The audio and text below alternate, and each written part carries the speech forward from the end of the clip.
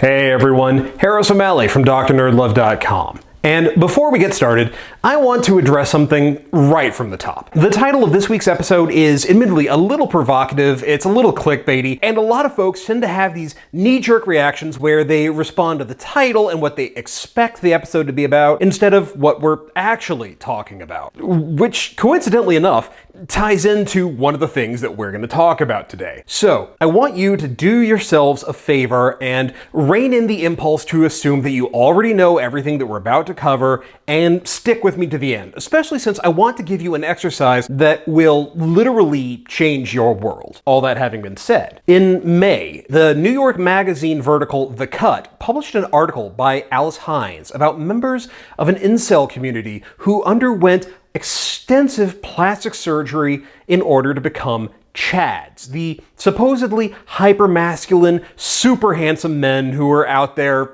hogging all of the sex. The article itself is fascinating on a number of levels, whether as an examination of people with pretty clear-cut cases of body dysmorphia, or an expose of a doctor who literally makes his living preying on the insecurity and mental illnesses of others to the point that it's almost malpractice. But more than anything else, it is a look at people who are willing to go to extremes to try to fix their lives, except that they're unwilling to do the actual work. They would rather undergo expensive, incredibly painful, and dangerous surgeries than address the real causes of their misery. Not surprisingly, their lives don't get better. Stories like this are actually really common. Not the surgery, but the desire to believe that the things that hold us back from achieving our dreams are entirely external to us. That our failures in life have nothing to do with us and the choices that we have made, and everything to do with being f***ed by the fickle finger of fate. Although they'll insist that's the only fingering or f***ing that they're likely to feel. That took me 3 takes to get that right. Fickle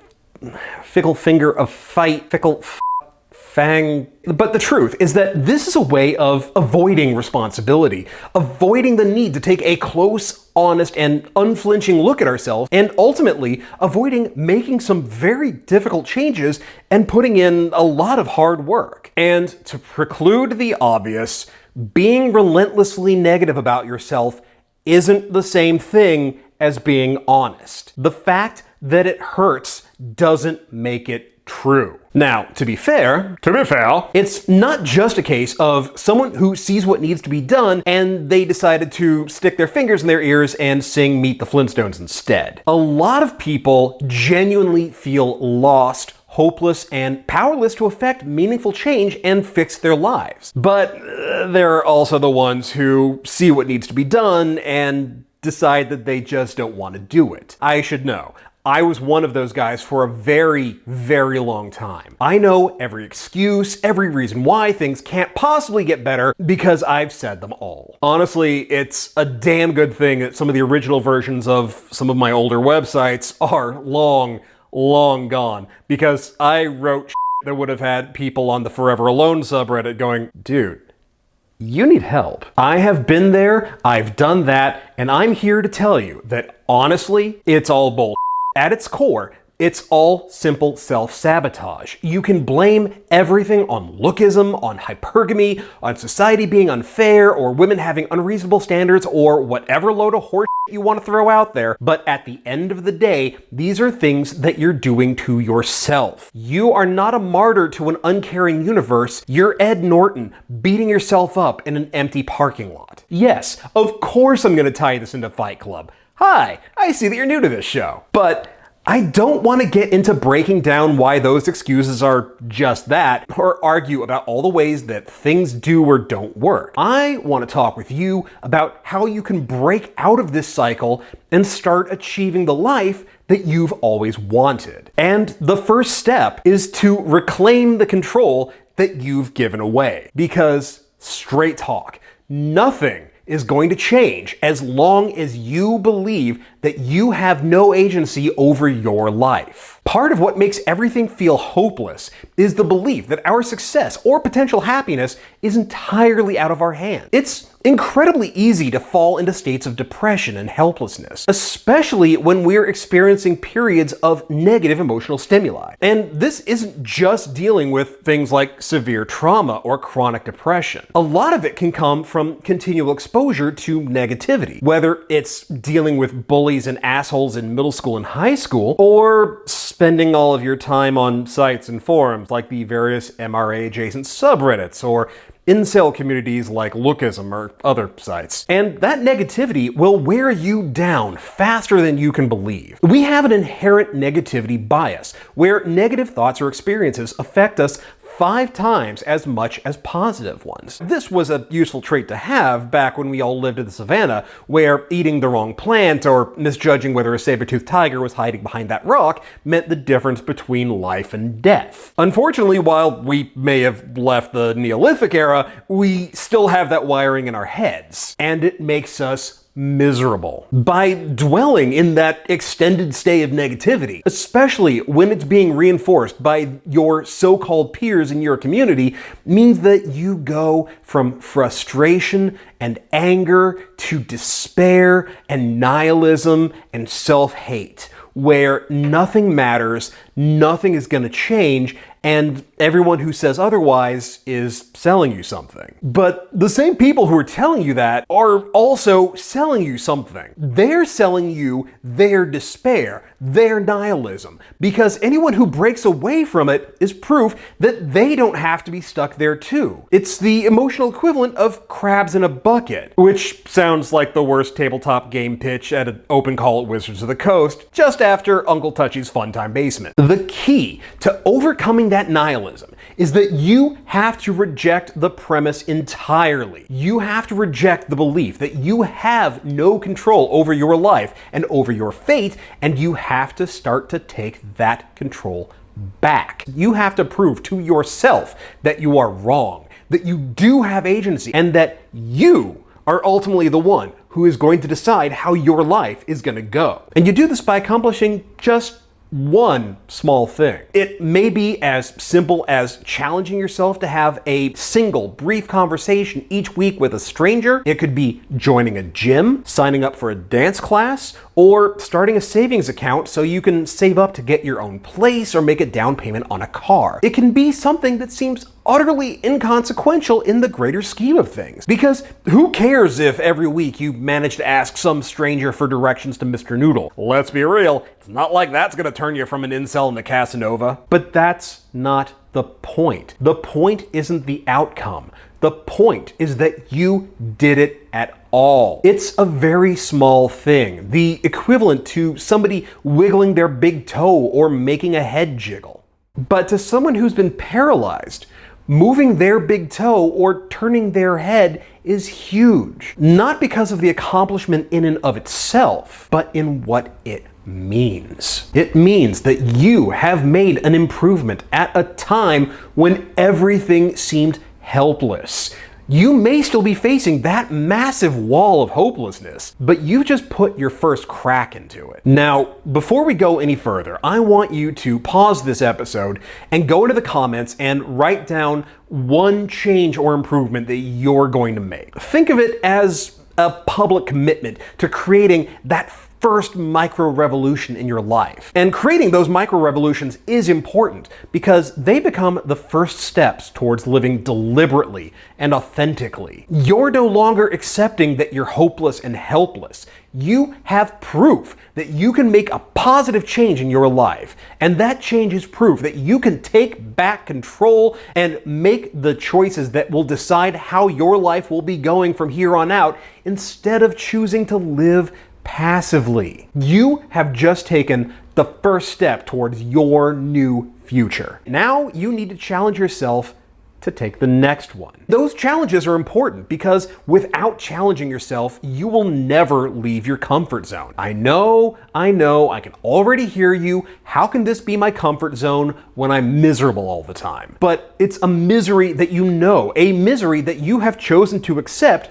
because you have convinced yourself that you can live with it. Your comfort zone is the passive acceptance of the status quo. Change can't happen if you don't push at your limits. And to be perfectly blunt, most people, especially people who have fallen into that self-sabotage and nihilism, define themselves by what they assume their limits are. We take it for granted that these are the exact dimensions of the lane that we live in and that we can never exceed them. And we are almost always wrong. Forcing yourself out of your comfort zone and challenging yourself to test your beliefs, to do the things that you always thought you couldn't do, is an important act. It's a way of staring that despair in the face and saying, no, you're wrong. That matters. Breaking the cycle of hopelessness that you found yourself in means that you have to look at all the things that you think are off limits to you and ask, but what if I'm wrong about this? What if I'm wrong about all of this? And then you set out to prove it. Don't get me wrong, this won't be easy. In fact, what you're going to need to do is to learn to embrace the suck. Part of why people don't improve is that they refuse to face the pain period. Whenever you're doing something for the first time or that you haven't done for years or even decades, you're gonna suck at it, quite possibly for a while. You're gonna get smacked in the face with just how bad you are, and that feeling kicks people square in the insecurities. But that pain is part of learning. You're working muscles in ways that they're not used to, metaphorically and sometimes literally. This is why the early days of learning how to play a musical instrument are a goddamn nightmare. You're trying to learn the basics, you spend the first few weeks to months making noises that are banned under the Geneva Convention as being torture, but when you keep at it with deliberate practice, you start to make real music. Building a better life for yourself means pushing past the awkward parts at the beginning in order to get to that genuine competency. And honestly, don't pretend like you don't already do this. If you play Sekiro or any of the Souls games, you already know exactly how this works. But to go back to the article in The Cut, there's one part that really stood out to me. One of the incels complained that after having spent nearly $30,000 on plastic surgery, people started treating him better. And this made him insanely angry. Why? Well, he says that it's unfair that they treated him differently just because he looks different, when he's the same person he always was inside. But that was the real problem. It was never about his looks. It was always about his attitude and the way that he perceived the world. We all like to think that we're objective observers of reality, that we see things like it really is. And nothing could be further from the truth. It's like a wise man once said, "Your eyes will deceive you, don't trust them." Our brains process information based on what we expect to see, and this can utterly transform what we see, hear, feel, and experience. The McGurk effect is a prime example of this. If you take the audio of one sound, pair it with the visual component of a different sound, what you end up hearing is a third, entirely different sound. And if you want to check this out, I've linked to an example in the show notes. If you go through life thinking that you're an unfuckable homunculus, well, that's exactly what you're gonna see when you look in the mirror. You're gonna zero in on all of your flaws, and because you're expecting the world to respond to you like a gargoyle that escaped from Notre Dame, you're gonna see the world in those terms, including in how other people react to you. But if you change what you expect, you change the world. Even a simple change of clothes can drastically affect how we interact with the world around us. Put a white coat on someone, tell them that it's a lab coat, and they'll perform better on cognitive tests. Tell them that it's an artist's smock, and they do worse. So, if you want to change your life, you need to change the way that you see the world. To give an example, one of the keys to being more liked is to simply Assume that people like you already. Adopting the attitude that people like you changes the way that your brain interprets the world around you. You're gonna see people responding more positively to you. They're gonna be warmer and friendlier and more welcoming because you're expecting to see that. By assuming that you're already friends, you're going to interpret their behaviors in positive, affirming ways. Just like you'll only see the worst in people if you assume people already dislike you. Changing the way that you see the world takes practice. Positivity is a habit, and it's one that you have to consciously develop. Now, back in my episode about incels, I talked about doing exercises in practicing gratitude. If you haven't seen it or you haven't tried those exercises recently, I suggest you go back and give them a shot. But I want to build on that. I want to propose the Positivity Challenge. It's a 7-day challenge where you choose to focus on the positive and to avoid negative thoughts. You are going to consciously decide to see the positive or useful side of everything. People, events, everything. Now, this doesn't mean that you're going to try to be a relentlessly delusional Pollyanna. Instead, what you're doing is looking for the bright side, to seek out the good in things, and to make things work to your advantage no matter what they are. You're choosing to assume the best and to find ways to adapt to challenges and to complications. Either you'll find ways to work around them, or you'll find ways to make them work in your favor. Now, here's the challenge. If you have a single negative thought, then you're restarting the challenge. As soon as you have that thought, you're back on day 1. And you keep restarting until you're able to go 7 consecutive days without a negative thought. This is really goddamn hard. Most people have to restart several times before they make it through the challenge. But the point isn't to beat the challenge. The point is to consciously decide how you're going to see the world, to retrain yourself, to expect better, to learn to bend your own mind to your will instead of just wallowing in easy cynicism and inertia. Because the thing that will ultimately decide whether your life will get better or not is how badly you want it. How hard are you willing to work and to persevere, even to the point of changing how you perceive the world? Are you willing to push yourself past your limits, to risk failure, and then to pick yourself back up and try again? Then it's time to prove it. It's time to shine. Hero time starts right now. Go. Hey, thanks for checking out the latest video. You've heard from me, so now I want to hear from you. Let's hear about what you've done or are going to do to make your life better. What changes are you ready to commit to take control back in your life?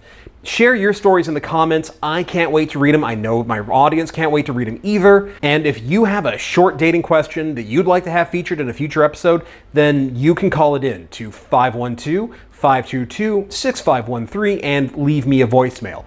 Or you can record it on your end and email it to doc@drnerdlove.com for YouTube in the subject. And since we're talking about fixing your love life, if you want a head start on grinding out those social skills and learning how to become the sexy badass that you know you are, then check out my book, New Game Plus, The Geek's Guide to Love, Sex, and Dating. This is the A to Z instruction manual that takes the mystery out of how to get good with women, and it teaches you everything you've always wanted to know about dating, but were afraid to ask. Links to buy it are in the show notes, so go check it out. And if you do check it out, or any of my other books for that matter, be sure to rate and review it on Amazon and Goodreads. It's a huge help. And now, the usual spiel. If you're digging the series, you know what to do. Hit that thumbs up, like, share, subscribe, ring the bell to get the updates. You know it all. We do this every time. But if you are really enjoying these videos, if you feel like you're getting a lot out of it, if you're finding that it's really helping, and you want to support the channel and in the process fund some really awesome new projects, then consider becoming a patron at patreon.com/drnerdlove. Even $1 is a huge help, but at $3 a month or more, you get access to some incredible patron-only content. Meanwhile, you can follow me on Twitter at @drnerdlove. Join the Facebook page to keep up with the latest news at facebook.com/drnerdlove. And as always, hit that logo to subscribe, check out my other videos, and I will see you here next time with more about love, sex, and dating. Later.